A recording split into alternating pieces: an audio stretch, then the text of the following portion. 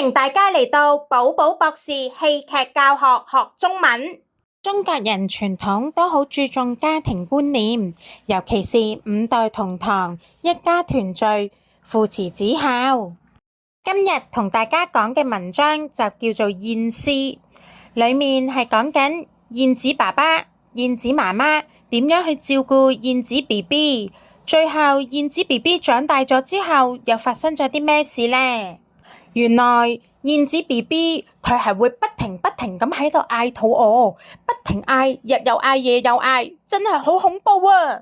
所以燕子爸爸同埋燕子媽媽就不停要飛嚟飛去為佢哋去揾食物。就係因為咁，燕子媽媽就日漸消瘦，而燕子 BB 佢哋就越嚟越肥大。當佢哋有空閒嘅時候，仲會為小 BB 刷毛，教佢哋講說話。哇！寶寶博士都好羨慕啊！點知有一日，寶寶博士就見到燕子爸爸同燕子媽媽喺度喊。原來燕子長大咗，佢哋全部都飛走晒啦。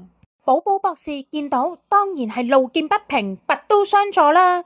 燕子爸媽咁錫燕子 BB， 但係佢哋竟然唔照顧佢，賴低佢哋。於是佢就捉住咗其中一隻燕子，盤問佢哋點解要咁樣做。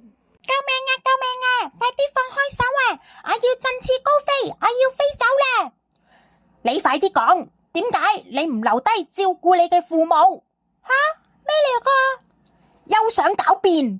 從來都冇人教我哋要照顧父母㗎噃，你聽邊個講㗎？你坦白從寬，抗拒從嚴。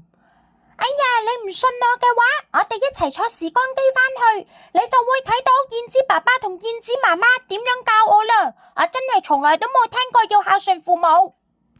於是寶寶博士就同燕子一齊坐時光機，返去睇下燕子爸爸媽媽細個嘅時候究竟係點樣嘅先。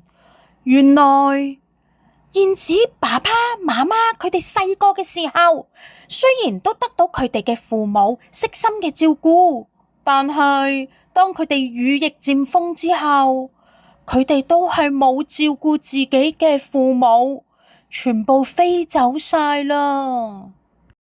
其實作者就係想透過燕子呢一個故事去話俾大家聽，己所不欲，勿施於人。